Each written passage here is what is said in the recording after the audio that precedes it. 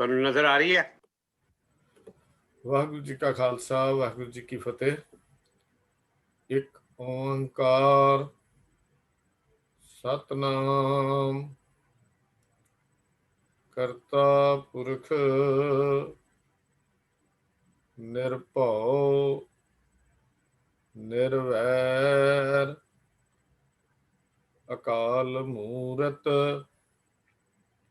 ਅਜੂਨੀ ਸੈਭੰ ਗੁਰ ਪ੍ਰਸਾਦ।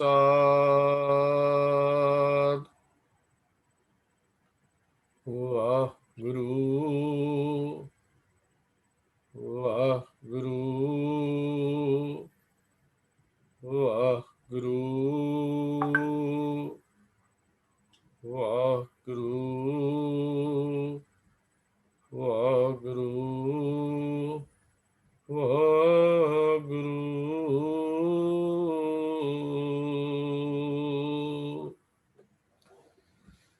ਸਨਮਾਨਯੋਗ ਗੁਰੂ ਸਵਾਰਿਓ, ਆਪ ਜੀ ਨੂੰ ਅੱਜ ਦੀ ਇਸ ਗੁਰਮਤਿ ਕਲਾਸ ਵਿੱਚ ਜੀ ਆਇਆਂ।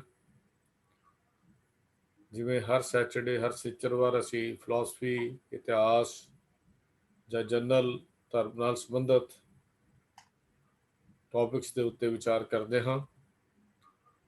ਅੱਜ ਸਾਡਾ ਜੋ ਵਿਸ਼ਾ ਹੈ, ਜੋ ਸਬਜੈਕਟ ਹੈ, ਉਹ ਹੈ ਧਰਮ ਅਤੇ ਸਿਹਤ।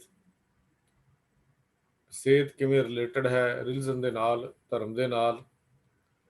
ਇਸ ਵਿਸ਼ੇ ਦੇ ਉੱਤੇ ਅਸੀਂ ਵਿਚਾਰ ਅੱਜ ਸਲਾਈਡ ਪ੍ਰੈਜੈਂਟੇਸ਼ਨ ਰਾਹੀਂ ਦੇਖਾਂਗੇ।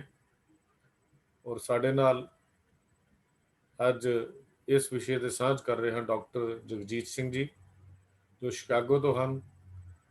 ਔਰ ਲਗਭਗ ਜਦੋਂ ਤੋਂ ਕਲਾਸ ਸ਼ੁਰੂ ਹੋਈਆਂ ਹਨ, ਪਹਿਲੀਆਂ 2-3 ਕਲਾਸਾਂ ਛੱਡ ਕੇ ਇਹ ਲਗਾਤਾਰ ਹਾਜ਼ਰੀ ਭਰਦੇ ਹਨ। ਭਾਵੇਂ ਡਿਊਟੀ ਤੇ ਹੁੰਦੇ ਨੇ ਤਾਂ ਵੀ ਉੱਥੇ ਜੁਆਇਨ ਕਰਦੇ ਹਨ। ਜਿੰਨਾ ਸਿਰਫ ਵੀਡੀਓ ਔਨ ਨਹੀਂ ਹੁੰਦੀ, ਪਰ ਆਡੀਓ ਤੇ ਵੀ ਸਰੋਤੇ ਹਨ। ਉਹਨਾਂ ਨੇ ਬੜੀ ਮਿਹਨਤ ਕਰਕੇ ਇਸ ਵਿਸ਼ੇ ਦੇ ਉੱਤੇ ਇਹ ਸਲਾਈਡ ਪ੍ਰੈਜੈਂਟੇਸ਼ਨ ਤਿਆਰ ਕੀਤੀ ਹੈ। ਮੈਂ ਉਹਨਾਂ ਨੂੰ ਬੇਨਤੀ ਕਰਦਾ ਹਾਂ ਕਿ ਅੱਜ ਇਸ ਵਿਸ਼ੇ ਦੇ ਉੱਤੇ ਧਰਮ ਅਤੇ ਸਿਹਤ ਇਹਦੇ ਸਾਡੇ ਨਾਲ ਵਿਚਾਰ ਸਾਂਝੇ ਕਰਨ। Doctor Jagjit Singh ji, Chicago. ਵਾਹਿਗੁਰੂ ਜੀ ਕਾ ਖਾਲਸਾ ਵਾਹਿਗੁਰੂ ਜੀ ਕੀ ਫਤਿਹ। ਵਾਹਿਗੁਰੂ ਜੀ ਕਾ ਖਾਲਸਾ ਵਾਹਿਗੁਰੂ ਜੀ ਕੀ ਫਤਿਹ।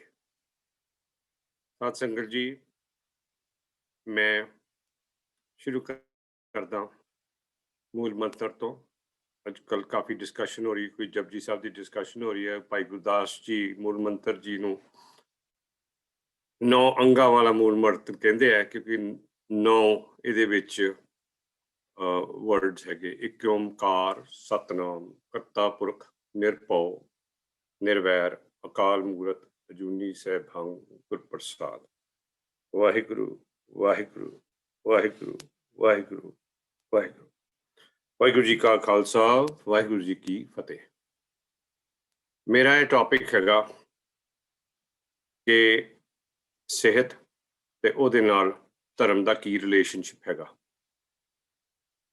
ਅਸੀਂ ਡਾਕਟਰ ਬਣ ਕੇ ਜਦੋਂ ਮਰੀਜ਼ਾਂ ਨੂੰ ਦੇਖਦੇ ਹਾਂ ਤੇ ਬਾਇਓਲੋਜੀਕਲੀ ਡਿਜ਼ੀਜ਼ਿਸ ਵੀ ਅਸੀਂ ਬਹੁਤ ਐਕਸਪਰਟ ਹੋ ਜਾਂਦੇ ਹਾਂ, ਪਰ ਉਸ ਦੇ ਵਿੱਚੋਂ ਅਸੀਂ ਇਨਸਾਨ ਭੁੱਲ ਜਾਂਦੇ ਹਾਂ ਕਿ ਉਹਦੀ ਦੀ ਰੂਹ ਤੇ ਆਤਮਾ ਕੀ ਹੈਗੀ ਹੈ।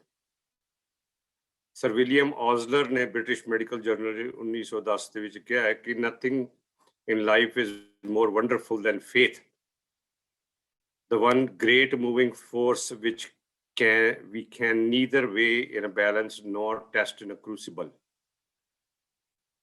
ਇੱਕ ਫੇਥ ਹੈਗੀ ਚੀਜ਼ ਜਿਹੜੀ ਕਿ ਡਿਸੈਕਟ ਨਹੀਂ ਕੀਤੀ ਜਾ ਸਕਦੀ। ਹਰ ਇਨਸਾਨ ਨੂੰ ਇਹ ਸਪਿਰਚੁਅਲਿਟੀ ਜਾਂ ਧਰਮ ਦੀ ਲੋੜ ਹੈਗੀ ਆ। ਇਸ ਕਰਕੇ ਮੈਂ ਟੌਪਿਕ ਛੇੜਿਆ ਹੈਗਾ। ਇਹ ਮੈਂ present north American Sikh medical and dental association ਦੇ ਡਾਕਟਰਾਂ ਨੂੰ ਵੀ ਪ੍ਰੈਜ਼ੈਂਟ ਕੀਤੀ ਸੀ। ਪਹਿਲਾਂ ਆਪਾਂ ਡੈਫੀਨੇਸ਼ਨ ਲਈਏ ਕਿ ਸਪਿਰਚੁਅਲਿਟੀ ਤੇ ਰਿਲੀਜਨ ਦੇ ਵਿੱਚ ਫਰਕ ਕੀ ਹੈਗਾ। ਆਮ ਤੌਰ ਤੇ ਇਹਨੂੰ ਇੰਟਰਚੇਂਜੇਬਲੀ ਯੂਜ਼ ਕਰਦੇ ਆ, ਮਗਰ ਸਪਿਰਚੁਅਲਿਟੀ ਹੈਗੀ ਕੋਈ ਚੀਜ਼ ਲੱਭਦੇ ਆ ਕਿ ਰੱਬ ਹੈ, ਮਗਰ ਉਹਦੀ ਰਿਲੇਸ਼ਨਸ਼ਿਪ ਰੱਬ ਦੇ ਨਾਲ ਕੀ ਹੈ ਤੇ ਉਹ ਸਰਵ ਵਿਆਪਕ ਕਿਉਂ ਨਾ ਹੋਵੇ। ਉਹਦੇ ਨਾਲ ਧਰਮ ਦੇ ਜਿਹੜੇ ਕਾਇਦੇ ਹੁੰਦੇ ਉਹ ਨਹੀਂ ਲੱਗੇ ਹੁੰਦੇ। ਰਿਲੀਜਨ ਦੀ ਜਿਹੜੀ ਡੈਫੀਨੀਸ਼ਨ ਹੈਗੀ ਹੈ ਉਹ set of beliefs, practices, language that characterizes the community, ਜਿਸ ਤਰ੍ਹਾਂ ਸਿੱਖ ਧਰਮ ਹੈ, ਈਸਾਈ ਹੈ, ਇਸਲਾਮ ਹੈ ਤੇ ਹਿੰਦੂ ਹੈ। there is a search for transcendent meaning ਕਿ ਅਸੀਂ ਲੱਭ ਰਹੇ ਹਾਂ ਉਸ ਅਕਾਲ ਪੁਰਖ ਪਰਮਾਤਮਾ ਤੋਂ ਜਿਨ੍ਹਾਂ ਤੋਂ ਵਿਛੜੇ ਹੋਏ ਆ, ਤੇ ਉਹ ਰਿਲੇਸ਼ਨ ਹੁੰਦਾ ਹੈ ਕਿ ਜਿਹੜਾ ਉਹ ਧਰਮ ਦਾ ਲਿਖਾਰੀ ਹੈਗਾ, ਜਿਸ ਤਰ੍ਹਾਂ ਕਿ ਸਾਡੇ ਗੁਰੂ ਹੈਗੇ। ਆਪਣੇ ਆਪ ਨੂੰ ਸਭ ਧਾਰਮਿਕ ਕਹਿੰਦੇ ਨੇ, ਮਗਰ ਸਪਿਰਿਚੁਅਲ ਜ਼ਿਆਦਾ ਹੁੰਦੇ ਪਰ ਧਾਰਮਿਕ ਘੱਟ ਹੁੰਦੇ ਆ। ਇਹ ਪ੍ਰਚਲਿਤ ਹੈ, ਐਕਸੈਪਟਡ ਫੈਕਟ ਹੈ। ਮਗਰ ਸਪਿਰਿਚੁਅਲ ਜਿਹੜਾ ਹੈਗਾ ਬ੍ਰੌਡਰ ਹੈ, ਪਰ ਰਿਲੀਜਨ ਜਿਹੜਾ ਹੈਗਾ ਸਟਰਕਚਰਡ ਹੈਗਾ। ਉਹਨਾਂ ਦੋਨਾਂ ਦੀ ਆਰਗੂਮੈਂਟ ਚਲਦੀ ਰਹਿੰਦੀ ਹੈ, ਮਗਰ ਇਹ ਮੰਨ ਲੈਣਾ ਹੈ ਕਿ ਧਰਮ ਜਿਸ ਤਰ੍ਹਾਂ ਰਿਲੀਜਨ ਹੈ ਉਹਦੇ ਸਟਰਕਚਰ ਹੁੰਦੇ ਆ। ਤਕਲੀਫ ਉਦੋਂ ਹੁੰਦੀ ਹੈ ਕਿ ਜਿਹੜੇ ਡਾਕਟਰ ਜਾਂ ਨਰਸਿਸ ਜਿਹੜੇ ਮਰੀਜ਼ਾਂ ਨੂੰ ਦੇਖਦੇ ਆ ਕਿ ਇਨਸਾਨ ਬਿਮਾਰੀ ਦਾ ਭਰਿਆ ਹੋਇਆ ਹੈ, ਬਿਮਾਰੀ ਹੈ ਕਿ ਇਨਸਾਨ ਹੈਗਾ। ਆਮ ਤੌਰ ਤੇ ਅਸੀਂ ਬਿਮਾਰੀ ਨੂੰ ਠੀਕ ਕਰਨ ਤੇ ਲੱਗੇ ਰਹਿੰਦੇ ਤੇ ਇਨਸਾਨ ਨੂੰ ਵਿੱਚੋਂ ਭੁੱਲ ਜਾਂਦੇ ਕਿ ਉਹ ਕਹਿੰਦਾ ਕੀ ਹੈ। ਇਹ ਅੱਜ ਕੱਲ੍ਹ ਦੇ ਜ਼ਮਾਨੇ ਦੇ ਵਿੱਚ ਕਾਫੀ ਰੀਅਲਾਈਜ਼ ਕੀਤਾ ਜਾਂਦਾ ਤੇ ਸੋਚਿਆ ਜਾਂਦਾ ਕਿ ਅਸੀਂ ਸਿੱਖ ਕੇਅਰ ਨਹੀਂ ਕਰ ਰਹੇ, ਮਗਰ ਅਸੀਂ ਕੰਪਰੀਹੈਂਸਿਵ ਕੇਅਰ ਕਰ ਰਹੇ ਹਾਂ ਕਿ ਉਹਦੇ ਬਾਡੀ ਦੇ ਵਿੱਚ ਇੱਕ ਇਨਸਾਨ ਬੈਠਾ, ਇੱਕ ਆਤਮਾ ਬੈਠੀ, ਇੱਕ ਰੂਹ ਬੈਠੀ ਹੈ ਜਿਹਦੇ ਆਪਣੇ ਕਾਇਦੇ ਧਰਮ ਦੇ ਨਾਲ ਉਹ ਆਪਣੀ ਜੀਵਨ ਚਲਾ ਰਿਹਾ ਹੈ।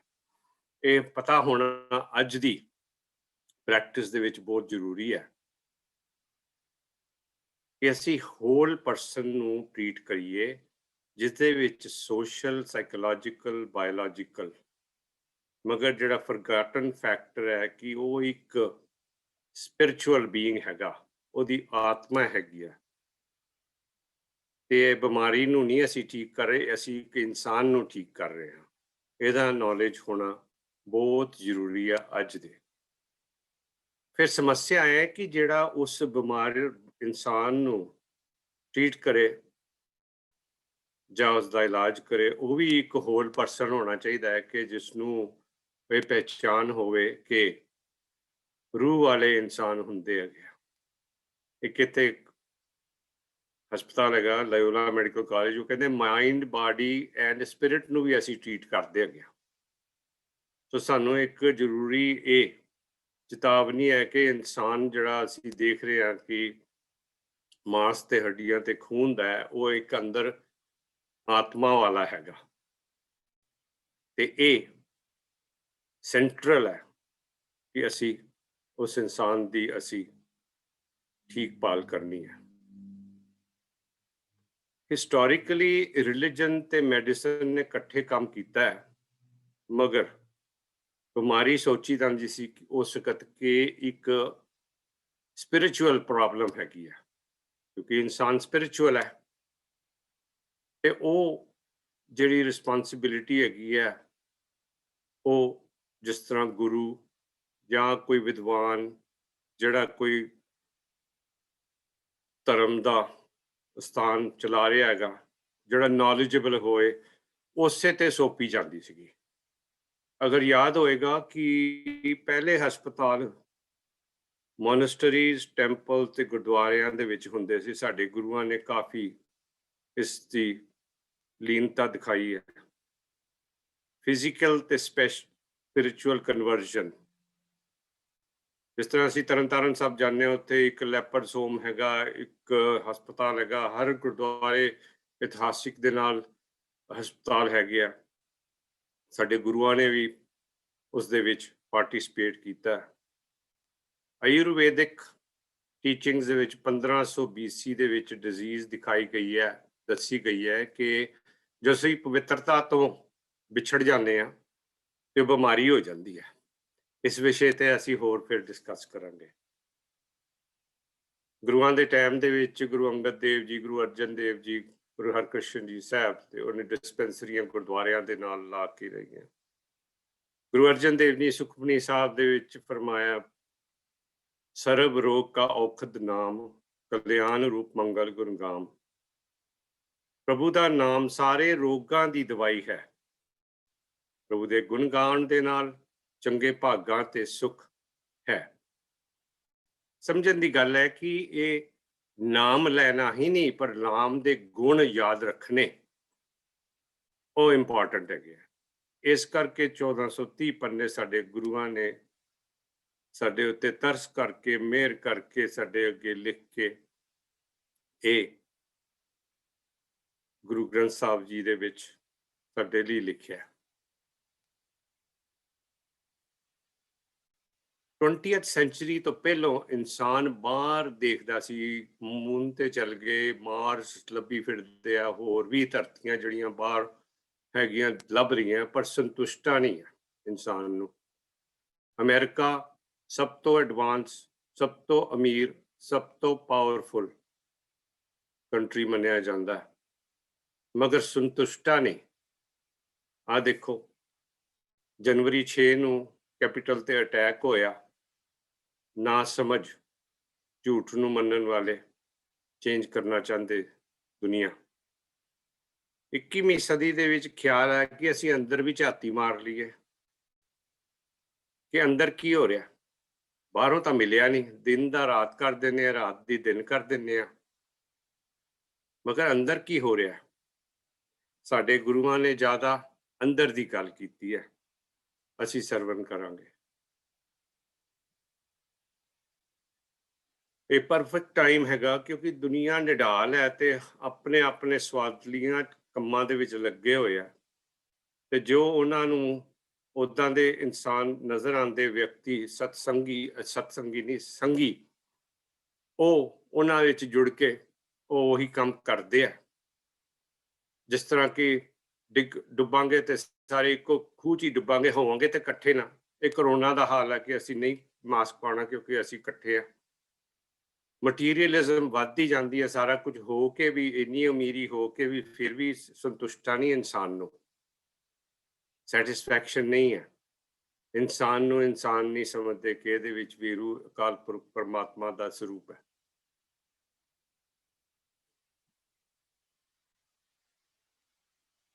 ਇਹ ਫੈਕਟਸ ਹੈ, ਸਟੱਡੀ ਗੈਲਪ ਪੋਲ ਜਿਹੜੇ ਕਿ ਪਬਲਿਕ ਦੇ ਸਰਵੇਸ ਕਰਦੇ ਆ ਕਿ ਰੱਬ ਨੂੰ 96% ਬਲੀਵ ਕਰਦੇ ਸੀ 1990 ਦੇ ਵਿੱਚ, 83% ਬਲੀਵ ਕਰਦੇ ਸੀ ਬਾਈਬਲ ਦੇ ਵਿੱਚ, ਤੇ 75% ਪਾਠ ਕਰਦੇ ਸੀ।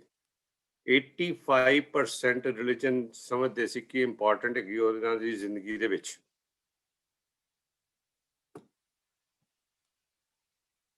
ਸੋ ਰਿਲੀਜੀਅਸ ਹੀਲਿੰਗ ਇੰਪੋਰਟੈਂਟ ਮੰਨੀ ਗਈ ਹੈ, ਪਰਟੀਕੁਲਰਲੀ ਜਿਹੜੇ ਹਸਪਤਾਲ ਦੇ ਵਿੱਚ ਮਰੀਜ਼ ਹੁੰਦੇ ਕਿ ਉਹ ਅਕਾਲ ਪੁਰਖ ਪਰਮਾਤਮਾ ਦੇ ਅਰਦਾਸ ਸਦਾ ਰਹਿੰਦੇ ਮੈਂ ਠੀਕ ਹੋ ਕੇ ਨਿਕਲ ਜਾਵਾਂ। ਆਪੋਜ਼ਿਟ ਉਹਦੇ ਇੱਕ ਹੈਗਾ ਕਿ ਹੈਲਥ ਪ੍ਰੋਫੈਸ਼ਨਲ ਜਿਹੜੇ ਹੈਗੇ ਆ ਉਹ ਘੱਟ ਵਿਸ਼ਵਾਸ ਰੱਖਦੇ ਆ, ਉਹ ਘੱਟ ਰਿਲੀਜੀਅਸ ਹੁੰਦੇ ਆ। ਅਸੀਂ ਉਹਨਾਂ ਨੂੰ ਰੱਬ ਸਰੂਪ ਬਣਾ ਕੇ ਆਪਣੇ ਪ੍ਰੋਡੈਸਟਲ ਦੇ ਉੱਤੇ ਖੜੇ ਕਰ ਦਿੰਦੇ ਆ ਕਿ ਇਹ ਡਾਕਟਰ ਸਾਹਿਬ ਹੈ, ਇਹ ਰੱਬ ਤੋਂ ਦੂਸਰੇ ਲੈਵਲ ਤੇ ਆ ਜਾਂਦੇ ਆ ਤੇ ਉੱਚੇ ਹੀ ਹੋਣਗੇ। ਪਰ ਜਨਰਲ ਪਬਲਿਕ ਦੇ ਵਿੱਚ ਵਿਸ਼ਵਾਸ ਜ਼ਿਆਦਾ ਹੈਗਾ, ਇਹ ਪ੍ਰਚਲਿਤ ਹੈ, ਸਾਰੇ ਐਕਸੈਪਟ ਕਰਦੇ ਆ। ਇੱਕ ਆਥਰ ਮੈਥਿਊਜ਼ ਨੇ ਲਿਖਿਆ ਕਿ ਕਿਸ ਤਰ੍ਹਾਂ ਆਪਣੀ ਰਿਲੀਜੀਅਸ ਕਮਿਟਮੈਂਟ ਨੂੰ, ਧਾਰਮਿਕ ਕਮਿਟਮੈਂਟ ਨੂੰ ਅਸੀਂ ਕਿੱਦਾਂ ਐਵੈਲੂਏਟ ਕਰੀਏ ਤਾਂ ਕਿ ਪਤਾ ਲੱਗੇ ਕਿ ਕਿਤਨਾ ਧਾਰਮਿਕ ਹੈਗਾ ਫੈਕਚੁਅਲੀ ਹਿਸਾਬ ਦੇ ਨਾਲ। ਕਿ ਜਿਹੜਾ ਕੋਈ ਪਾਠ ਗੁਰਦੁਆਰੇ 'ਚ ਜਾ ਕੇ, ਚਰਚ 'ਚ ਜਾ ਕੇ ਸੁਣਦਾ ਹੈਗਾ, ਬਸ ਉਹਦਾ ਪਹਿਲਾ ਲੈਵਲ ਹੈ।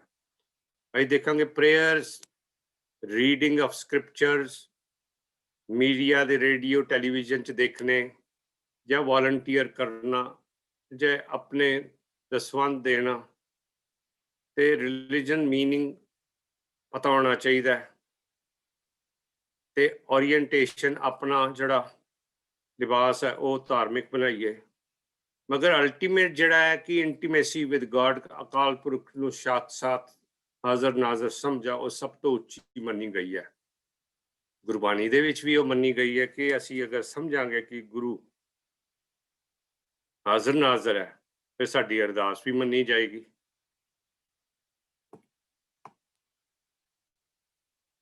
17 ਸੈਂਚੁਰੀ ਦੇ ਵਿੱਚ ਰਿਲੀਜਨ ਤੇ ਮੈਡੀਸਨ ਦੇ ਵਿੱਚ ਸ਼ਿਫਟ ਹੋ ਗਿਆ, ਸਪਲਿਟ ਹੋ ਗਿਆ ਕਿ ਸਾਇੰਸ ਨੇ ਕਿਹਾ ਅਸੀਂ ਬਾਡੀ ਤੇ ਮਾਈਂਡ ਹੈ, ਤੇ ਰਿਲੀਜਨ ਨੇ ਕਿਹਾ ਤੁਸੀਂ ਸੋਲ ਨੂੰ ਠੀਕ ਕਰ ਲਓ, ਆਤਮਾ ਨੂੰ ਠੀਕ ਕਰ ਲਓ।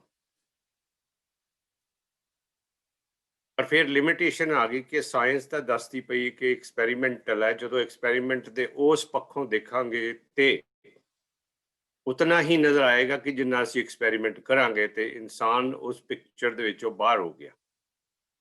ਹੁਣ ਅਸੀਂ ਕਹਿੰਦੇ ਕਿ ਇਕੱਠੇ ਹੋ ਜਾਓ, ਇਕੱਠੇ ਕਰਕੇ ਅਸੀਂ ਮੈਨੇਜ ਕਰੀਏ ਮਰੀਜ਼ ਨੂੰ। ਅਸੀਂ ਸਾਰੇ ਮਰੀਜ਼ ਹੈਗੇ ਆ ਅੱਜ ਕੱਲ੍ਹ ਦੇ ਖਿਆਲ ਦੇ ਵਿੱਚ, ਕਿ ਉਹ ਸਪਿਰਚੁਅਲਿਟੀ ਅਸੀਂ ਭੁੱਲ ਗਏ ਇਨਸਾਨ ਦੇ ਵਿੱਚ ਹੁੰਦੀ ਸੀ ਕਿ ਨਹੀਂ, ਇੱਕ ਮਸ਼ੀਨ ਸਮਝ ਫਿਰਦੇ ਸੀ। ਇਹ ਦੇਖਦੇ ਹੋਏ 1960, 80, 1990 ਦੇ ਵਿੱਚ ਕਾਫੀ ਧਾਰਮਿਕ ਲੋਕ, ਸਿੰਘ ਸਾਹਿਬ ਹਰਭਜਨ ਸਿੰਘ ਜੋਗੀ, ਰਜਨੀਸ਼, ਟ੍ਰਾਂਸੀਡੈਂਟਲ ਮੈਡੀਸਨ ਵਾਲੇ ਮਹੇਸ਼ ਯੋਗੀ ਤੇ ਹੋਰ ਅਨੇਕੋ ਬੰਦੇ ਵੈਸਟਰਨ ਕੰਟਰੀ 'ਚ ਆਏ ਕਿ ਦੇਖਣ ਕਿ ਇਹ ਪਾਪੂਲੇਸ਼ਨ ਹਿੱਪੀ ਬਣੀ ਜਾਂਦੀ ਹੈ, ਜਟਾ ਬਣਾ ਕੇ ਸੜਕਾਂ ਦੇ ਵਿੱਚ ਪਏ ਡਰੱਗਸ ਖਾ ਰਹੇ ਆ। ਗਵਰਨਮੈਂਟਾਂ ਨੇ ਇਹਨਾਂ ਨੂੰ ਗ੍ਰਾਂਟਸ ਦਿੱਤੀਆਂ ਕਿ ਤੁਸੀਂ ਸਾਡੀ ਪਾਪੂਲੇਸ਼ਨ ਨੂੰ ਸੁਧਾਰੋ। ਕਈ ਉਹਨਾਂ ਦੇ ਬੱਚਿਆਂ ਨੇ ਮੈਨੂੰ ਦੱਸਿਆ ਕਿ ਸਾਡੇ ਮਾਪਿਓ ਹਿੱਪੀ ਹੁੰਦੇ ਸੀਗੇ ਤੇ ਉਹਨਾਂ ਨੇ ਹਰਭਜਨ ਸਿੰਘ ਜੋਗੀ ਜਿਹੜੇ ਕਿ ਕੁੰਡਲੀਨੀ ਯੋਗਾ ਦੇ ਐਕਸਪਰਟ ਸੀਗੇ, ਮਗਰ ਉਹ ਸਿੱਖ ਬਣਾਉਣ ਦੇ ਵਿੱਚ ਉਹਨਾਂ ਦਾ ਯੋਗ ਕਾਫੀ ਸੀਗਾ। ਵੈਸਟਰਨ ਵਰਲਡ ਦੇ ਵਿੱਚ ਹਰ ਕੰਟਰੀ ਦੇ ਵਿੱਚ ਉਹਨਾਂ ਦਾ ਸੈਂਟਰ ਹੈਗਾ। ਤੇ ਕਹਿੰਦਾ ਅਗਰ ਉਹ ਨਾ ਹੁੰਦਾ ਤੇ ਮੈਂ ਵੀ ਆਪਣੇ ਮਾਪਿਆਂ ਵਾਂਗੂ ਹਿੱਪੀ ਹੋਣਾ ਸੀਗਾ। ਮੇਰੇ ਮਾਪਿਆਂ ਨੇ ਸਿੱਖ ਧਰਮ ਅਪਣਾਇਆ, ਮੈਨੂੰ ਦੇਹਰਾਦੂਨ ਸਕੂਲ ਦੇ ਵਿੱਚ ਪਾਇਆ, ਮੈਂ ਵੀ ਸਿੱਖ ਬਣਿਆ ਤੇ ਹੁਣ ਮੈਂ ਆ ਕੇ ਮੈਡੀਕਲ ਸਕੂਲ ਇੱਥੇ ਅਮਰੀਕਾ 'ਚ ਕੀਤਾ, ਫਿਰ ਮੈਂ ਸਪੈਸ਼ਲਟੀ ਕੀਤੀ ਪੀਡੀਆਟ੍ਰਿਕਸ ਦੇ ਵਿੱਚ, ਫਿਰ ਐਂਡੋਕਰਨੋਲੋਜੀ ਕੀਤਾ, ਪ੍ਰੋਫੈਸਰ ਯੂਨੀਵਰਸਿਟੀ ਸ਼ਿਕਾਗੋ ਦੇ ਵਿੱਚ। ਐਸੇ ਐਗਜ਼ਾਮਪਲਸ ਮਿਲਦੇ ਆ ਕਿ ਵਿਛੜਿਆਂ ਨੂੰ ਆਪਣੇ ਆਪ ਤੋਂ ਜੋੜਦੀ ਹੈ ਧਰਮ।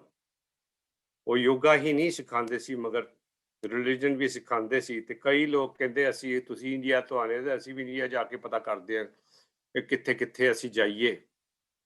ਤੇ ਉਹ ਕਾਫੀ ਤੋੜ ਪੜਤੋਲ ਕਰਦੇ ਸੀ, ਜਿਹੜੇ ਵਿਸ਼ੇਸ਼ ਹਸਤੀਆਂ ਆਈਆਂ ਵੈਸਟਰਨ ਕੰਟਰੀ 'ਚ ਕਿੱਥੇ ਰਹਿੰਦੇ ਸੀ, ਕਿੱਦਾਂ ਦਾ ਉਹਦਾ ਰਹਿਣਾ ਬਹਿਣਾ ਸੀਗਾ।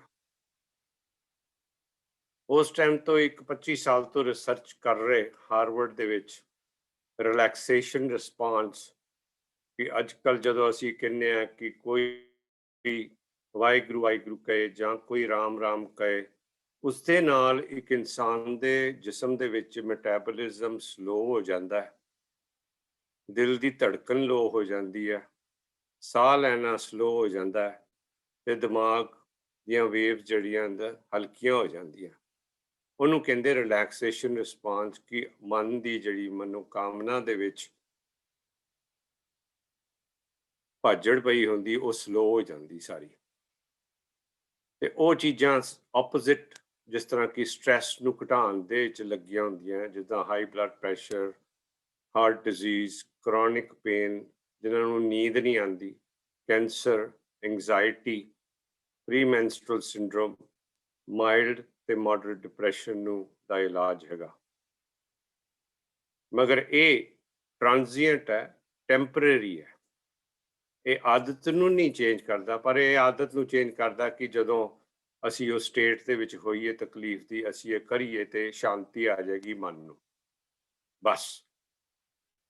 ਇਸ ਤਰ੍ਹਾਂ ਹੀ ਸੁਖਮਨੀ ਸਾਹਿਬ ਸਭਾ ਦੇ ਸੁਖਮਨੀ ਸਾਹਿਬ ਹਰ ਹਫ਼ਤੇ ਪੰਜਾਬ ਦੇ ਸ਼ਹਿਰਾਂ ਦੇ ਵਿੱਚ, ਅੰਮ੍ਰਿਤਸਰ ਦੇ ਵਿੱਚ doctor Harcharan Singh medical college Amritsar ਦੇ ਵਿੱਚ 1981 ਦੇ ਵਿੱਚ ਉਹਨਾਂ ਨੇ ਸੁਖਮਨੀ ਸਾਹਿਬ ਦਾ ਇਫੈਕਟ ਜਿਹੜੇ ਅਭਿਆਸੀ ਪਾਠ ਕਰਨ ਜਾਂਦੇ ਸੀ ਤੇ ਉਹਨਾਂ ਦੀ ਬਲੱਡ ਪ੍ਰੈਸ਼ਰ ਕੰਪੇਅਰ ਕੀਤੀ ਗਈ ਕਿ ਜਿਹੜੇ ਨਹੀਂ ਉਸ ਗਰੁੱਪ ਵਿੱਚ ਜਾਂਦੇ ਸੀ, ਤੇ ਉਹਨਾਂ ਨੇ ਨੋਟ ਕੀਤਾ ਕਿ ਜਿਹੜੇ ਉਸ ਗਰੁੱਪ ਦੇ ਵਿੱਚ ਸੁਖਮਨੀ ਸਾਹਿਬ ਕਰਦੇ ਸੀਗੇ ਉਹ ਜ਼ਿਆਦਾ ਕੋਆਪਰੇਟਿਵ ਸੀਗੇ ਤੇ ਉਹਨਾਂ ਦੀਆਂ ਦਵਾਈਆਂ ਵੀ ਘਟ ਗਈਆਂ ਤੇ ਉਹਨਾਂ ਦੇ ਬਲੱਡ ਪ੍ਰੈਸ਼ਰ ਵੀ ਘਟ ਗਏ।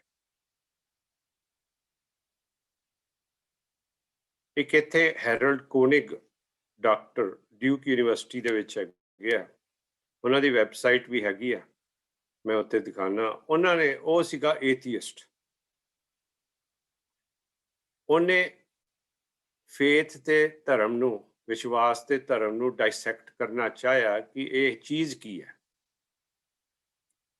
ਤੇ ਉਹਨੇ ਲਰਨ ਕੀਤਾ ਕਿ ਧਰਮ ਜਾਂ ਰਿਲੀਜਨ ਜਾਂ ਫੇਥ, ਵਿਸ਼ਵਾਸ, ਇਰਰਿਸਪੈਕਟਿਵ ਕਿ ਡਿਗਰੀ ਆਫ ਰਿਲੀਜੀਅਸਿਟੀ ਆਫ ਪਰਸਨ, ਜਿੰਨਾ ਧਾਰਮਿਕ ਹੋਏਗਾ ਉਹਨਾਂ ਦਾ ਹੀਲਿੰਗ, ਹੈਲਥ ਐਂਡ ਡਿਜ਼ੀਜ਼ ਉਹਦਾ ਰਿਲੇਸ਼ਨਸ਼ਿਪ ਹੋਏਗਾ। ਰਿਸਰਚ ਨੇ ਸ਼ੋ ਕੀਤਾ ਕਿ ਰਿਲੀਜੀਅਸ ਜਿਹੜੇ ਲੋਕ ਹੁੰਦੇ, ਧਾਰਮਿਕ ਜਿਹੜੇ, ਉਹ ਰਿਸਕ ਘੱਟ ਲੈਂਦੇ ਆ, ਮੀਨਿੰਗ ਕਿ ਉਹਨਾਂ ਦਾ ਸੁਭਾਅ ਸਿੰਪਲ ਹੁੰਦਾ, ਘੱਟ ਹੁੰਦਾ, ਭਾਜੜ ਨਹੀਂ ਪਈ ਰਹਿੰਦੀ, ਤੇ ਉਹਨਾਂ ਦੀ ਆਊਟਕਮ, ਉਹਨਾਂ ਦੀ ਲਾਈਫ ਦੇ ਵਿੱਚ ਤੇ ਫਿਊਚਰ ਜਨਰੇਸ਼ਨ ਦੇ ਉੱਤੇ ਕਾਫੀ ਫਰਕ ਪੈਂਦਾ ਹੈ। ਇਮੈਜਿਨ ਕਰੋ ਕਿ ਤੁਹਾਡੇ ਸੁਭਾਅ ਦੇ ਨਾਲ ਤੁਹਾਡੇ ਬੱਚੇ ਤੇ ਤੁਹਾਡੇ ਤੋਤੇ ਤੇ ਪੋਤੇ ਜਿਹੜੇ ਤੁਹਾਨੂੰ ਦੇਖ ਰਿਹਾ, ਉਹਨਾਂ ਦੇ ਸੁਭਾਅ ਦੇ ਉੱਤੇ ਕਿੰਨਾ ਇੰਪੈਕਟ ਹੋਏਗਾ। ਇਹ ਫਿਜ਼ੀਕਲੀ ਦੇਖੋ ਦੇਖੀ ਵੀ ਹੁੰਦਾ ਤੇ ਇੱਕ ਹੁੰਦਾ ਦੂਸਰਾ ਬਾਇਓਕੈਮੀਕਲੀ, ਉਸਦੇ ਬਾਰੇ ਮੈਂ ਬਾਅਦ ਚ ਡਿਸਕਸ ਕਰੂੰਗਾ। ਤੇ ਉਹ ਬਾਅਦ ਚ ਸਾਰਾ ਕੁਝ ਕਰਕੇ ਰਿਲੀਜੀਅਸ ਇਨਸਾਨ ਬਣ ਗਿਆ ਤੇ ਉਹ ਪ੍ਰਮੋਟ ਕਰਦਾ ਹੈ ਕਿ ਰਿਲੀਜਨ ਤੇ ਹੈਲਥ ਡਿਸੀਜ਼ ਦੇ ਉੱਤੇ ਕਾਫੀ ਰਿਸਰਚ ਕੀਤੀ। ਉਹਦੀ ਵੈਬਸਾਈਟ ਹੈਗੀ ਹੈ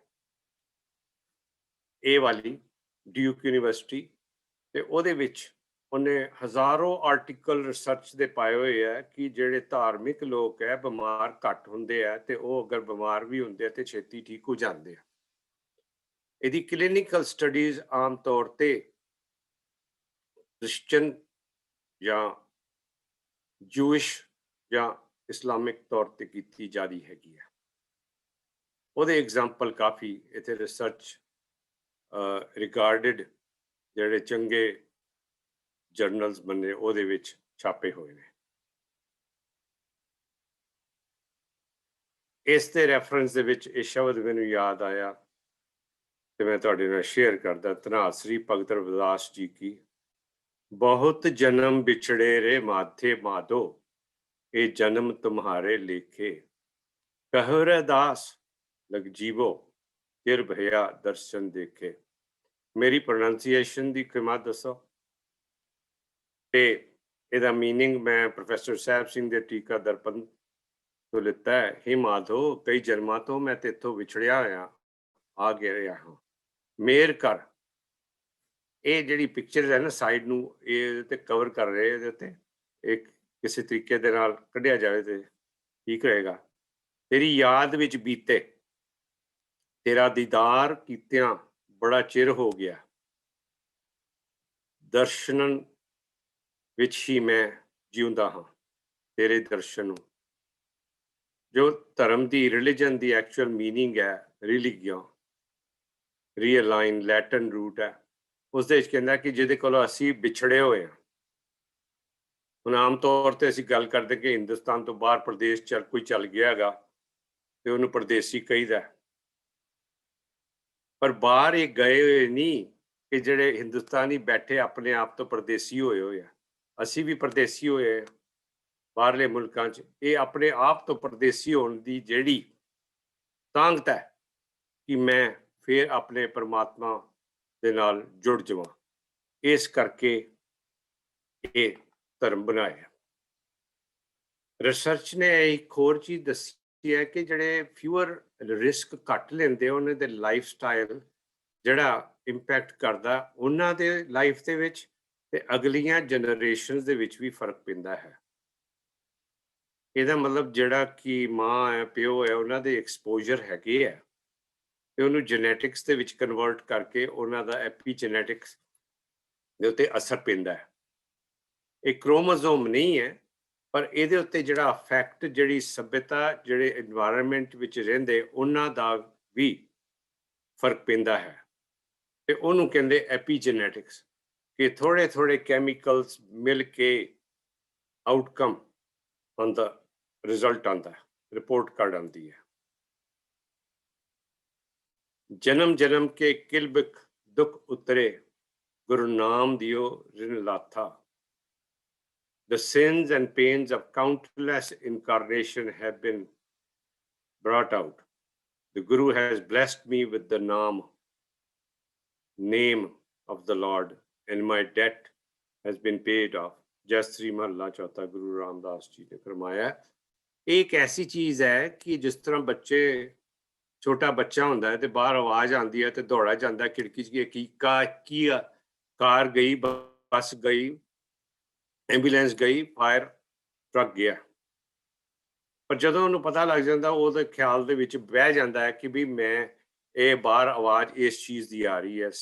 ਸੋ ਇਹ ਸਮੱਸਿਆ ਇਨਸਾਨ ਦੀ ਹੈ ਕਿ ਜਦੋਂ ਥੋੜੀ ਚੀਜ਼ ਗੁਰਬਾਣੀ ਪੜ੍ਹ ਕੇ ਯਾਦ ਆਉਂਦੀ ਹੈ ਤੇ ਅੰਦਰ ਡਿਸਕਸ਼ਨ ਸ਼ੁਰੂ ਹੁੰਦੀ ਹੈ, ਉਸ ਦਾ ਇੱਕ ਹੋਰ ਹੀ ਸਵਾਦ ਵਿਚਾਰਦਾ ਹੈ। ਅਸੀਂ ਤੇ ਇੱਕ ਦੂਸਰੇ ਨਾਲ ਗੱਲ ਦੇ ਅੰਦਰ ਜਿਹੜਾ ਆਟੋਮੈਟਿਕਲੀ ਸ਼ੁਰੂ ਹੋ ਜਾਂਦਾ ਵਿਚਾਰ, ਤੇ ਉਹ ਸ਼ੁਰੂ ਉਦੋਂ ਹੁੰਦਾ ਹੈ ਕਿ ਜਦੋਂ ਅਸੀਂ ਮਤਲਬ ਪੜ੍ਹਦੇ ਹਾਂ ਗੁਰੂ ਦੀ ਬਾਣੀ ਦਾ।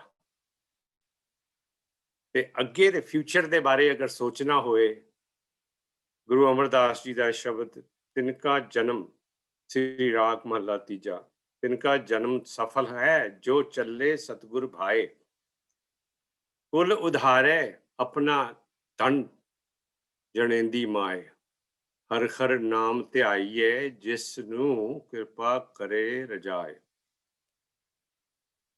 ਇਹਦਾ ਸਮਝਣਾ ਬੜਾ ਜ਼ਰੂਰੀ ਹੈ ਕਿ ਜਨਮ ਸਫਲ ਹੈ ਜੇ ਚਲੇ ਸਤਗੁਰ ਭਾਏ, ਕੁਲ ਉਧਾਰੇ ਜਾਂਦੇ ਆ ਉਹ ਮਾਂ ਧਨ ਹੈ ਜਿਹੜੀ ਕਿ ਬੱਚਿਆਂ ਨੂੰ ਪੈਦਾ ਕਰਦੀ ਹੈ।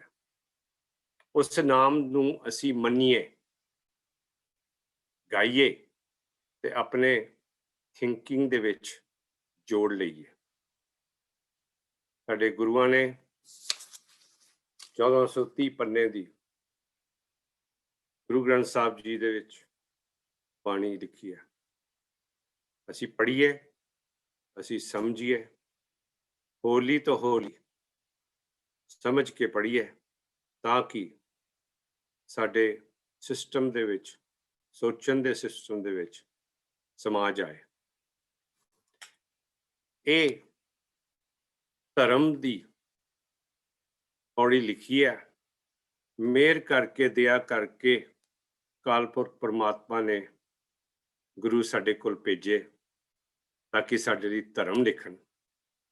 ਸਾਡੇ ਜਿਹੜੇ ਤਰੀਕੇ ਸੀ ਜੀਣ ਦੇ ਉਸ ਟਾਈਮ ਦੇ ਵਿੱਚ ਸੁਪਰਸਟੀਸ਼ਨਸ, ਡਿਸਕ੍ਰਿਮੀਨੇਸ਼ਨ, ਉਹ ਅੱਜ ਵੀ ਚੱਲ ਰਿਹਾ, ਪਰ ਉਹ ਦਇਆ ਦੇ ਨਾਲ ਮਿਹਰ ਕਰਕੇ ਗੁਰੂਆਂ ਨੇ ਧਰਮ ਲਿਖਿਆ। ਗੁਰੂ ਜੀ ਕਹਿੰਦੇ ਨੇ, ਗੁਰੂ ਰਾਮਦਾਸ ਜੀ, ਨੱਟ ਮਹੱਲਾ ਜੀ ਚੌਥਾ ਪੰਨਾ 982, ਬਾਣੀ ਗੁਰੂ ਗੁਰੂ ਹੈ ਪਾਣੀ, ਵਿੱਚ ਬਾਣੀ ਅੰਮ੍ਰਿਤ ਸਾਰੇ। ਕਿਹੜੇ ਨਹੀਂ ਸਾਰੇ? ਗੁਰਬਾਣੀ ਕਹੇ ਸੇਵਕ ਜਨ ਮਾਨੈ, ਪ੍ਰਥਕ ਗੁਰੂ ਨਿਸਤਾਰੇ। ਅਗਰ ਅਸੀਂ ਪੜਾਂਗੇ ਨਹੀਂ ਤੇ ਪਤਾ ਨਹੀਂ ਲੱਗੇਗਾ, ਅਗਰ ਪੜਾਂਗੇ ਮਤਲਬ ਸਮਝ ਕੇ ਤੇ ਫਿਰ ਸਮਝ ਆ ਜਾਏਗੀ। ਤੇ ਉਹ ਸਮਝ ਆ ਕੇ ਜਦੋਂ ਅੰਦਰ ਡਿਸਕਸ਼ਨ ਹੁੰਦੀ ਹੈ, ਉਹਦਾ ਨਿਚੋੜ ਫਿਰ ਇੱਕ ਐਕਸ਼ਨ ਹੁੰਦਾ ਹੈ ਜੋ ਅਸੀਂ ਆਪਣੇ ਪ੍ਰਕਿਰਤੀ ਅਨੁਸਾਰ ਜੋ ਅਸੀਂ ਨਿਚੋੜ ਕੱਢ ਕੇ ਆਪਣੇ ਐਕਸ਼ਨ ਜਾਂ ਕੁਝ ਕਰਦੇ ਹਾਂ ਉਸ ਦੇ ਵਿੱਚ ਨਜ਼ਰ ਆਉਂਦੇ ਆ। ਤੇ ਇਹ ਆਪਣੀ ਪੌੜੀ ਹਰ ਇੱਕ ਨੇ ਆਪੇ ਹੀ ਚੜ੍ਹਨੀ ਹੈ। ਗੁਰੂ ਦੀ ਉਂਗਲ ਫੜ ਕੇ ਜੋ ਰਸਤਾ ਦੱਸਿਆ ਉਹ ਰਸਤੇ ਤੇ ਚੱਲੀਏ। ਉਂਗਲ ਨੂੰ ਹੀ ਨਾ ਫੜ ਕੇ ਬਹਿ ਜਾਈਏ, ਤਾਂ ਕਿ ਅੱਜ ਕੱਲ੍ਹ ਦੀ ਪ੍ਰਚਲਿਤ ਜੋ ਰਿਵਾਜ ਹੈ ਕਿ ਰੁਮਾਲੇ ਇਕੱਠੇ ਕਰਕੇ ਬਹੁਤ ਹੀ ਇਕੱਠੇ ਹੋ ਜਾਂਦੇ ਆ, ਮੱਥਾ ਟੇਕੀਏ, ਬਸ ਉੱਥੇ ਤੱਕ ਹੀ ਨਾ ਰਹਿ ਜਾਏ। ਸਾਡਾ ਜੀਵਨ ਚੇਂਜ ਹੋਣਾ ਚਾਹੀਦਾ ਹੈਗਾ, ਸਾਡੇ ਲਈ, ਸਾਡੇ ਫਿਊਚਰ ਦੇ ਲਈ। ਸੁਖਮਨੀ ਸਾਹਿਬ ਵਿੱਚ ਗੁਰੂ ਅਰਜਨ ਦੇਵ ਜੀ ਫਰਮਾਉਂਦੇ ਨੇ ਪਹਿਲੀ ਅਸ਼ਟਪਦੀ ਚ, ਸਿਮਰੋ ਸਿਮਰ ਸਿਮਰ ਸੁਖ ਪਾਵੋ, ਕਲ ਕਲੇਸ਼ ਤਨ ਮਾਏ ਮਿਟਾਵੋ। ਸਿਮਰੋ ਜਾਸ ਪਿਸੰਬਰ ਏਕੇ, ਨਾਮ ਜਪਤ अगनत अनेकै, वेद पुराण सिमरत सुधाकर, कीने राम नाम एक आखर, किनका एक जस जी बिसावे, ताकि महिमा गनी न आवे, कांकी एकै दरस तुहारो, नानक अनसंग मोहे उधारो। हे वाहिगुरु, साडे मन दे कलेश खत्म हो जान कि असी सिमर सिमर के सुख हासिल करिए। इस तरह शरीर विच जो दुख हैं उन्हां नूं मिटा लवें। आखिरी अष्टपदी दे विच गुरु अर्जन देव जी फरमांदे ने, सास सास सिमरो गोबिंद, मन अंतर की उतरे चिंद। हे वाहिगुरु, वो चिंता ਜਿਹੜੀ ਕਾਮ ਕ੍ਰੋਧ ਲੋਭ ਅਹੰਕਾਰ ਦੇ ਨਾਲ ਹਰ ਇਨਸਾਨ ਦੇ ਵਿੱਚ ਬੈਠੀ ਹੋਈ ਹੈ, ਉਹਨੂੰ ਦੂਰ ਕਰ। ਇਹ ਸਾਡੀ ਅਰਜ਼ੋਈ ਰੋਜ਼ ਦੀ ਹੋਣੀ ਚਾਹੀਦੀ ਹੈ। ਮਲਾਰ ਰਾਗ ਦੇ ਵਿੱਚ ਗੁਰੂ ਜੀ ਫਰਮਾਉਂਦੇ ਨੇ ਕਿ ਅਖਲੀ ਉਂਡੀ ਜਲ ਪਰਨਾਲ, ਡੂਕਰ ਉੱਚੋ ਗੁੜ ਪਤਾਲ। ਜਦੋਂ ਹਉਮੈ 'ਚ ਇਨਸਾਨ ਉੱਡਿਆ ਫਿਰਦਾ ਉੱਚੀ ਉੱਚੀ ਤੇ ਕਹਿੰਦਾ ਮੈਨੂੰ ਸੀਤਲ ਮਿਲ ਜਾਏ, ਉਹ ਸਾਗਰ ਸੀਤਲ ਗੁਰ ਸ਼ਬਦ ਵਿਚਾਰ ਦੇ ਨਾਲ ਮਿਲਦਾ ਹੈ, ਉੱਥੇ ਉੱਡਣ ਦੇ ਨਾਲ ਨਹੀਂ ਮਿਲਦਾ ਹੈਗਾ। ਮਾਰਗ ਮੁਕਤਾ ਹਉਮੈ ਮਾਰ। ਗੁਰੂ ਦੇ ਡਰ ਅਦਬ ਵਿੱਚ ਰਹਿ ਕੇ ਤੁਰੀਏ ਤੇ ਇਹ ਸਾਨੂੰ ਸੀਤਲਤਾ ਉਸ ਸ਼ਬਦ ਤੋਂ, ਉਸ ਗੁਰਬਾਣੀ ਤੋਂ ਮਿਲੇਗੀ ਜਿਸ ਦਾ ਅਸੀਂ ਮੀਨਿੰਗ ਪੜ੍ਹੀਏ, ਵਿਚਾਰ ਕਰੀਏ। ਉਹ ਸਾਧ ਸੰਗਤ ਦੇ ਵਿੱਚ ਜਿਸ ਤਰ੍ਹਾਂ ਸਰਦਾਰ ਹਰਜੀਤ ਸਿੰਘ ਹੋਣਾ ਨੇ ਦੱਸਿਆ, ਇੰਨੇ ਮਹੀਨਿਆਂ ਤੋਂ ਸੁਣਨ ਨੂੰ ਮਿਲ ਰਹੀ ਵਿਚਾਰ ਜਿਹੜੀ ਕਿ ਆਮ ਤੌਰ ਤੇ ਕਿਸੇ ਵੀ ਵਿਆਖਿਆਕਾਰ ਕਥਾਵਾਚਕ ਤੋਂ ਨਹੀਂ ਮਿਲਦੀ। ਇਹ ਟਾਈਮ ਹੀ ਉਹ ਬੰਨਿਆ ਗਿਆ ਹੈ ਕਿ ਸੁਣਨ ਦੇ ਵਿੱਚ ਗੁਰਬਾਣੀ ਵਿਦਵਾਨ ਜਿੰਨੇ ਵੀ ਸੁਣ ਰਹੇ ਆ ਉਹਨਾਂ ਦੇ ਵੀ ਖਿਆਲ ਸੁਣ ਕੇ ਹੋਰ ਹੀ ਸਵਾਦ ਆਉਂਦਾ ਹੈ। ਗੁਰੂ ਜੀ ਕਹਿੰਦੇ ਕਿ ਹਰੇਕ ਇਨਸਾਨ ਸੰਸਾਰ ਰੋਗੀ, ਨਾਮ दारू ਮੈਲ ਲਾਗੇ ਸੱਚ ਬਿਨਾ।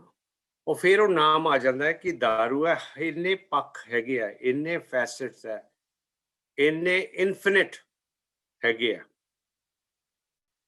ਉਹ ਨਾਮ ਦੇ ਵੈਲਿਊਜ਼, ਗੁਣ, ਉਹ ਅਸੀਂ ਸਮਝੀਏ। ਇਸ ਕਰਕੇ ਜ਼ਰੂਰੀ ਹੈ ਕਿ 1430 ਪੰਨੇ ਪੜ੍ਹੇ ਜਾਣ ਸਮਝ ਕੇ। ਭਾਵੇਂ ਇੱਕ ਹੀ ਸ਼ਬਦ ਰੋਜ਼ ਪੜ੍ਹਿਆ ਜਾਏ, ਉਸਦੇ ਨਾਲ ਸਾਡੀ ਸੋਝੀ ਚੇਂਜ ਹੋਏਗੀ, ਉਹਦੇ ਨਾਲ ਸਾਡੇ ਕਰਮ ਚੇਂਜ ਹੋਣਗੇ, ਉਸਦੇ ਨਾਲ ਸਾਡਾ ਡੈਸਟਨੀ ਡਿਫਾਈਨ ਹੋ ਜਾਏਗਾ। ਗੁਰੂ ਜੀ ਕਹਿੰਦੇ ਨੇ, ਜਗਤ ਵਿਕਾਰਾਂ ਵਿੱਚ ਰੋਗੀ ਹੋਇਆ ਫਿਰਦਾ ਹੈ ਇਨਸਾਨ। ਪਰਮਾਤਮਾ ਦਾ ਨਾਮ ਇਹਨਾਂ ਰੋਗਾਂ ਦਾ ਇਲਾਜ ਹੈ। ਸਦਾ ਥਿਰ ਪ੍ਰਭੂ ਨਾਮ ਦੀ, ਫਿਰ ਜਿਹੜਾ ਰਹਿ ਹੀ ਜਾਂਦਾ ਹੈਗਾ। ਅਸੀਂ ਤਾਂ ਚੱਲ ਜਾਣਾ ਮਗਰ ਨਾਮ ਰਹਿ ਜਾਏਗਾ। ਜਿਹੜੀ ਮਨ ਦੀਆਂ ਵਿਕਾਰਾਂ ਇੱਧਰ ਉੱਧਰ ਲੱਭਦੀਆਂ, ਅਗਰ ਅਸੀਂ ਕਨਵਰਟ ਕਰਕੇ ਗੁਰੂ ਦੀਆਂ ਲਹਿਰਾਂ ਦੇ ਵਿੱਚ ਚੁੱਭੀ ਲਾਈਏ ਰੋਜ਼, ਸਾਡੇ ਮਨ ਦੀਆਂ ਲਹਿਰਾਂ ਵੀ ਚੇਂਜ ਹੋ ਜਾਣਗੀਆਂ, ਸਾਡੇ ਰਿਸਕੀ ਬਿਹੇਵੀਅਰਸ ਵੀ ਚੇਂਜ ਹੋ ਜਾਣਗੇ ਤੇ ਕੁੱਲ ਵੀ ਬੇਫਿਕਰ ਹੋ ਕੇ ਰਹੇਗਾ।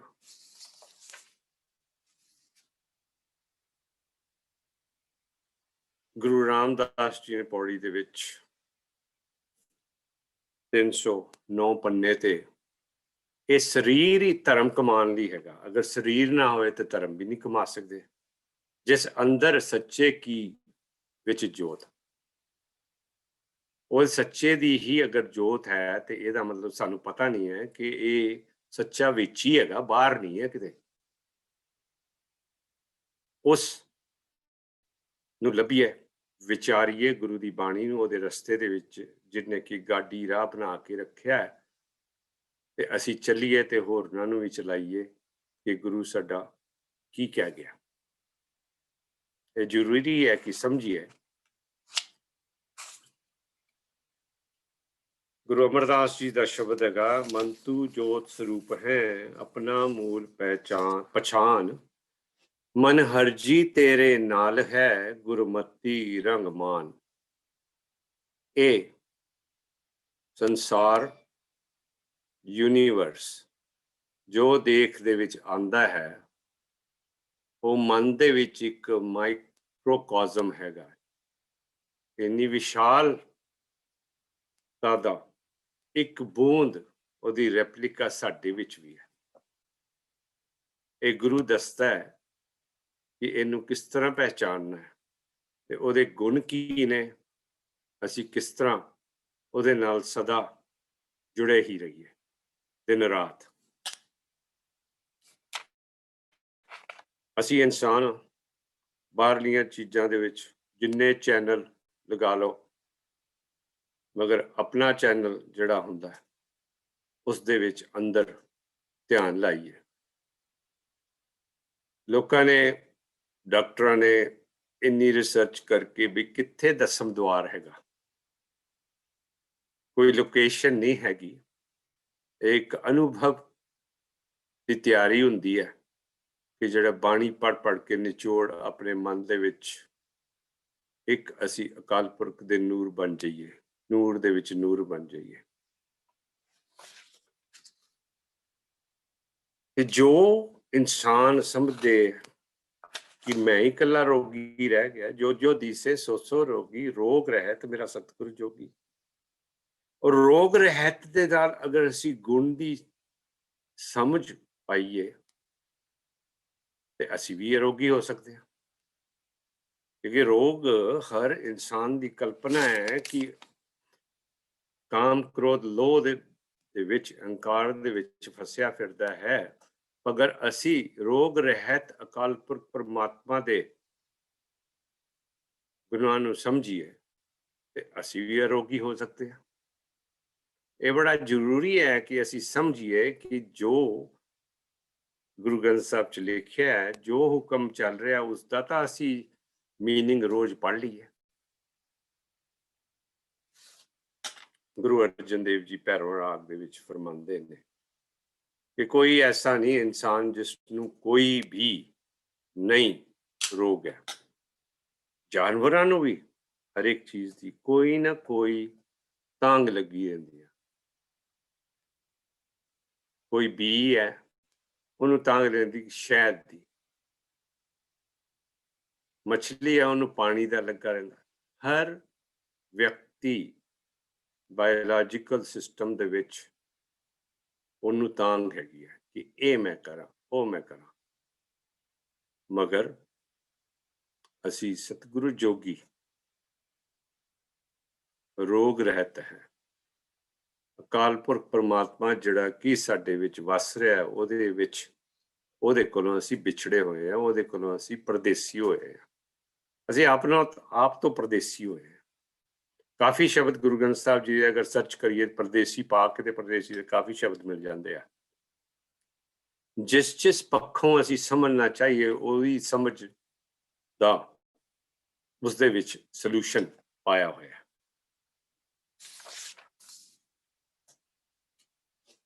ਮਾਝ ਰਾਗ ਦੇ ਵਿੱਚ ਗੁਰੂ ਅਮਰਦਾਸ ਜੀ ਫਰਮਾਉਂਦੇ ਨੇ, ਮਨਮੁਖ ਰੋਗੀ ਹੈ ਸੰਸਾਰਾ, ਸੁਖਦਾਤਾ ਵਿਸਰਿਆ ਅਗਮ ਅਪਾਰਾ। ਸੁਖਦਾਤਾ ਜੋ ਵਿਸਰ ਜਾਂਦਾ, ਦੁਖੀਏ ਨਿਤ ਫਿਰੇ ਬਿਲਾਏ, ਬਿਲਾਦੇ ਬਿਨ ਗੁਰ ਸ਼ਾਂਤ ਨਾ ਪਾਵਣਿਆ। ਇਹ ਕਾਫੀ ਇਹ ਮਾਝ ਰਾਗ ਦੇ ਸ਼ਬਦ ਭਾਈ ਰਣਧੀਰ ਸਿੰਘ ਜੀ ਦੀ ਅਨਹਦ ਸ਼ਬਦ ਦਸਮ ਦੁਆਰ ਦੇ ਵਿੱਚ ਰੈਫਰੈਂਸ ਦਿੰਦੇ ਆ। ਮਗਰ ਜਿਹੜੇ ਸ਼ਬਦ ਹੈ ਉਸ ਦੇ ਉੱਤੇ ਕਨਸੈਂਟਰੇਟ ਕਰੀਏ ਤੇ ਸਮਝੀਏ ਕਿ ਅਗਰ ਮਨਮੁਖ ਨਾ ਹੋਈਏ, ਅਗਰ ਮਨਮੁਖ ਹੈ ਤੇ ਫਿਰ ਇਹ ਜਿਹੜੇ ਪੰਜ ਦੂਤ ਹੈ ਇਹਦੇ ਨਾਲ ਝਗੜਾ ਕਰਨ ਦੇ ਜਿਹੜਾ ਧਰਮ ਲਿਖਿਆ, ਦਇਆ ਦੇ ਨਾਲ, ਦਇਆ ਕਰਕੇ ਸਾਡੇ ਵਿੱਚ ਸਾਡੇ ਲਈ ਲਿਖਿਆ ਹੈ, ਇਨਸਾਨ ਦੇ ਲਈ ਲਿਖਿਆ ਨਾ, ਕਿ ਅਸੀਂ ਇਹ 4 ਚੋਰਾਂ 5 ਚੋਰਾਂ ਨੂੰ ਅਸੀਂ ਕੰਟਰੋਲ ਕਰ ਸਕੀਏ। ਇਹ ਲਾਜ਼ਮੀ ਹੈ ਕਿ ਸਾਨੂੰ ਪਤਾ ਲੱਗੇ ਕਿ ਅਸੀਂ ਇਹਦਾ ਇਲਾਜ ਆਪੇ ਕਿੱਦਾਂ ਕਰਨਾ ਹੈਗਾ। ਆਪਣੇ ਅੰਦਰ ਹੀ ਕਾਲ ਪੁਰਖ ਪਰਮਾਤਮਾ ਦੀ ਅਸੀਂ ਅੰਸ਼ ਹੈਗੇ ਹਾਂ। ਇਹ ਰੀਅਲਾਈਜ਼ ਹੀ ਕਰਨਾ ਕਿ ਅਸੀਂ ਆਪਣੇ ਆਪ ਤੋਂ ਪਰਦੇਸੀਪਨਾ ਹੌਲੀ ਹੌਲੀ ਛੱਡ ਦਈਏ।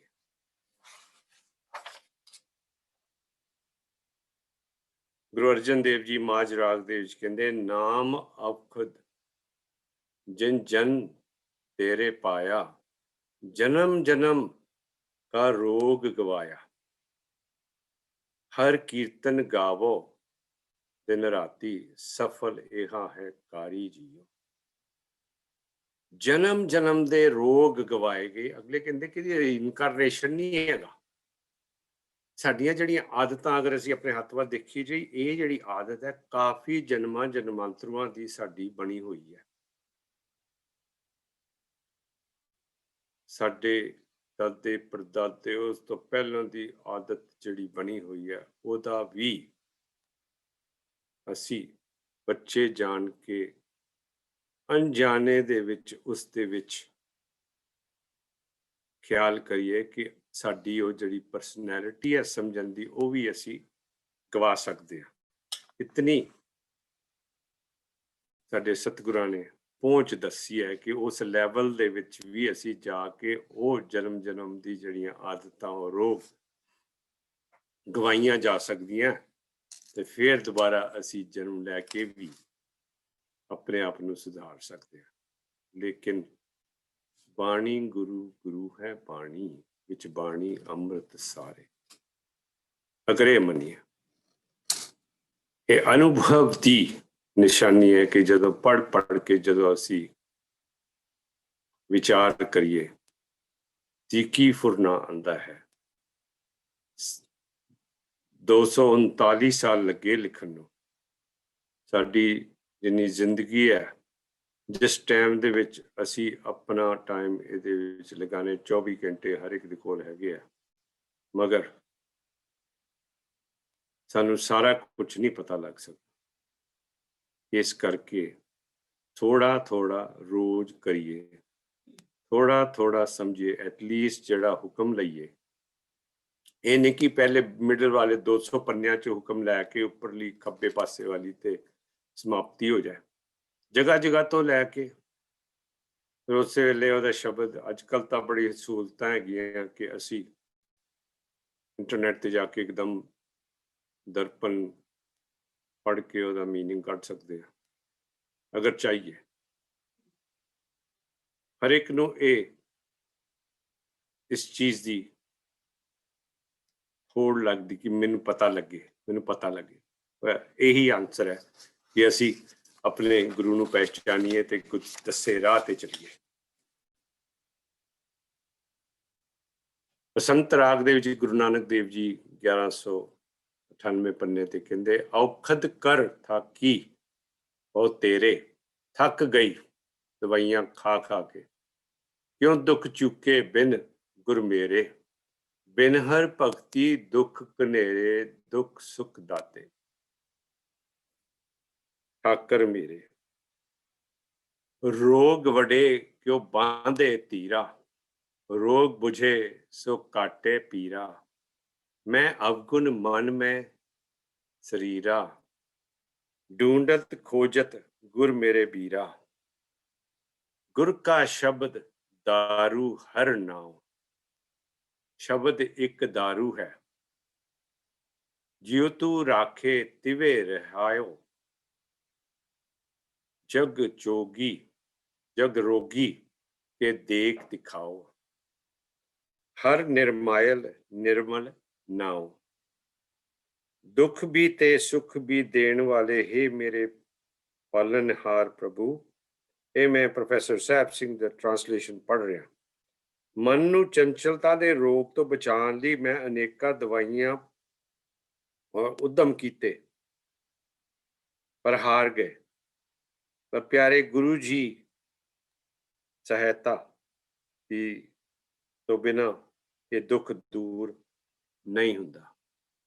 ਦੁੱਖ ਗੁਰੂ ਜੀ ਦੇ ਦੱਸੇ ਰਾਹ ਦੇ ਉੱਤੇ ਚੱਲੀਏ, ਆਪਣੀ ਆਦਤ ਚੇਂਜ ਕਰੀਏ, ਆਪਣੀ ਟਰਾਂਸਫਰਮੇਸ਼ਨ ਹੋ ਜਾਏਗੀ।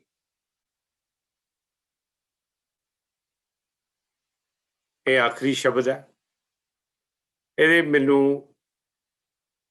ਪੜ੍ਹਨ ਦੇ ਨਾਲ, ਰਿਸਰਚ ਕਰਦੇ ਕਰਦੇ ਲੱਭਿਆ ਆਤਮ ਸਾਇੰਸ ਦੇ ਵਿੱਚ ਇਹ ਸ਼ਬਦ ਦਾ ਰੈਫਰੈਂਸ ਦਿੱਤਾ ਸੀਗਾ, ਤੇ ਉਹਦੇ 'ਚ ਵੈਦਾ ਸਦਾ ਸੰਗ ਇਕੱਠਾ ਹੋਇਆ, ਔਖਦ ਆਏ ਰਾਸ ਵਿੱਚ ਆਪ ਖਲੋਇਆ। ਜਦੋਂ ਦਵਾਈ ਵੀ ਮਿਲਦੀ ਹੈ ਤੇ ਅਕਾਲ ਪੁਰਖ ਪ੍ਰਮਾਤਮਾ ਮਿਹਰ ਕਰੇ ਤੇ ਉਹ ਠੀਕ ਦਵਾਈ ਚੱਲ ਜਾਂਦੀ ਹੈ। ਜੋ ਜੋ ਉਹਨਾਂ ਕਰਮ ਸੁਕਰਮ ਹੋਏ ਪਸਰਿਆ, ਹਰਿਆ ਦੁਖ ਰੋਗ ਸਭ ਪਾਪ ਤਨ ਤੇ ਖਿਸਰਿਆ। ਅਕਾਲ ਪੁਰਖ ਪ੍ਰਮਾਤਮਾ ਦੀ ਮਿਹਰ ਹੋ ਕੇ ਦਵਾਈ ਵੀ ਚੱਲਦੀ ਹੈ। ਸਾਨੂੰ ਆਮ ਪਤਾ ਹੋਣਾ ਕਿ ਜਦੋਂ ਅਸੀਂ ਡਾਕਟਰ ਕੋਲ ਜਾਈਏ ਤੇ ਅਸੀਂ ਦੇਖਦੇ ਹਾਂ ਕਿ ਡਾਕਟਰ ਦਾ ਸੁਭਾਅ ਕਿੱਦਾਂ ਦਾ ਹੈਗਾ, ਤੇ ਕਹਿਣੇ ਚਾਹੁੰਦਾ ਹੈ, ਸੁਣਨੇ ਚਾਹੁੰਦਾ ਹੈ ਕਿ ਬਈ ਇਹ ਡਾਕਟਰ ਨਾ ਉਹਦੇ ਨਾਲ ਗੱਲ ਹੀ ਕਰੋ ਤੇ ਸਾਡਾ ਜਿਹੜਾ ਬਿਮਾਰੀ ਨਾ ਅੱਧੀ ਰਹਿ ਜਾਂਦੀ ਹੈ, ਇਹ ਦਵਾਈ ਲੱਗ ਜਾਂਦੀ ਹੈ, ਬਿਮਾਰੀ ਅੱਧੀ ਰਹਿ ਜਾਂਦੀ ਹੈ। ਮਾਫ ਕਰਨਾ, ਮੈਂ ਜ਼ਰਾ ਗਲਤ ਵਰਡ ਯੂਜ਼ ਕਰ ਲਿਆ ਕਿ ਅੱਧੀ ਬਿਮਾਰੀ ਰਹਿ ਜਾਂਦੀ ਹੈ, ਡਾਕਟਰ ਦੇ ਨਾਲ ਗੱਲਬਾਤ ਕਰੋ। ਇਹ ਵਾਹਿਗੁਰੂ ਸਾਨੂੰ ਵੀ ਇਸ ਤਰ੍ਹਾਂ ਦੇ ਡਾਕਟਰ ਬਣਾਓ ਤਾਂ ਕਿ ਅਸੀਂ ਵੀ ਵਾਹਿਗੁਰੂ ਪਰਮਾਤਮਾ ਹਾਜ਼ਰ ਨਾਲ ਸਮਝ ਕੇ ਆਪਣੇ ਮਰੀਜ਼ਾਂ ਦੇ ਕੇਅਰ ਕਰੀਏ।